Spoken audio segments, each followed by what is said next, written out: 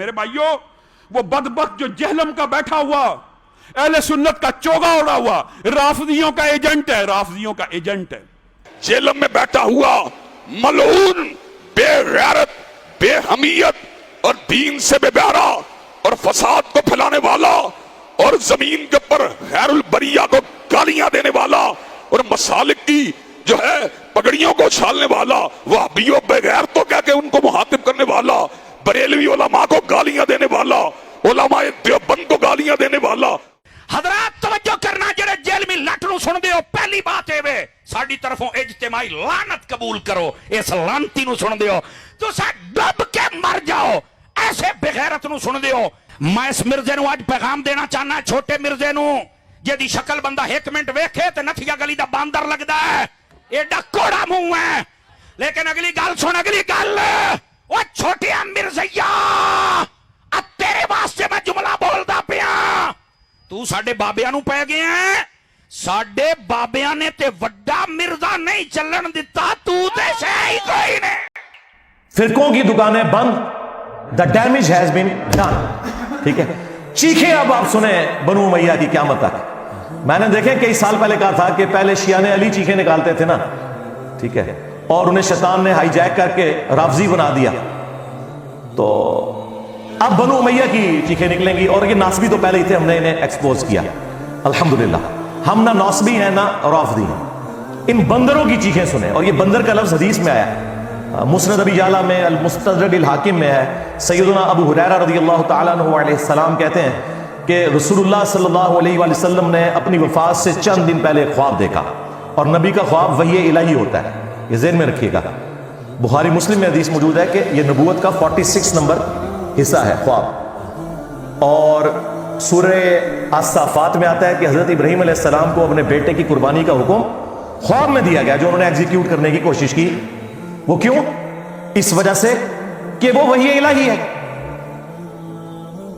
تو نبیوں کا خواب وحی الہی ہوتا ہے۔ تو نبی علیہ السلام نے خواب میں دیکھا کہ بنو مروان، بنو امیہ کے بندر میرے ممبر کے اوپر ناچ کود رہے ہیں، اچھل رہے ہیں،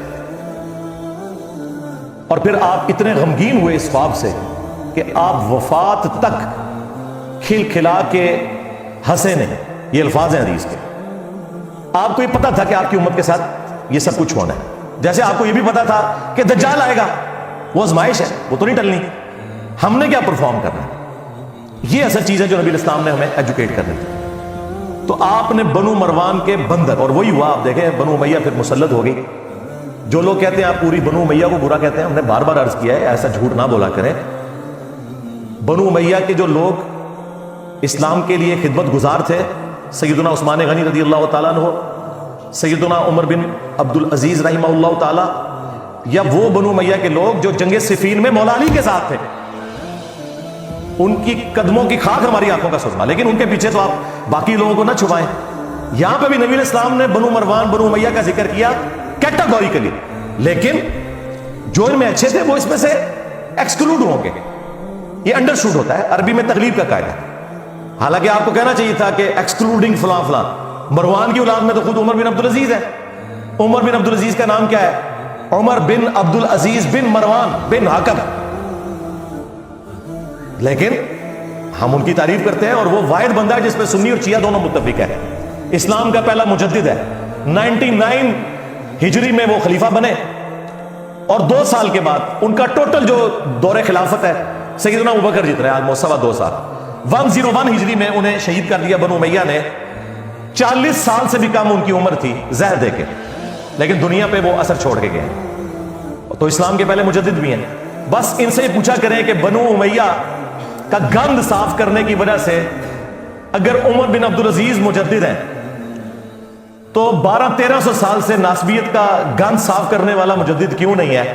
for the sake of joke only. یقین کریں، میں تو چاہتا ہوں میں کسی کونے خدرے میں ایک گوشہ نشینی کی زندگی گزاروں، میری یہ طبیعت ہی نہیں تھی، لیکن اللہ تعالیٰ نے جو کہ اب مجھے مسلط کیا ہے ان کے اوپر، تو اللہ کی ڈیوٹی تو پوری کرنی ہے۔ اس کے نبی کی ختم نبوت صلی اللہ علیہ وآلہ وسلم کی جو ڈیوٹی ہمیں سپرد ہوئی ہے، کون سی ڈیوٹی جو ہم سے پہلے کسی نے نہیں کی؟ صرف غلام احمد قادیانی دجال کو یہ جھوٹا کہتے تھے.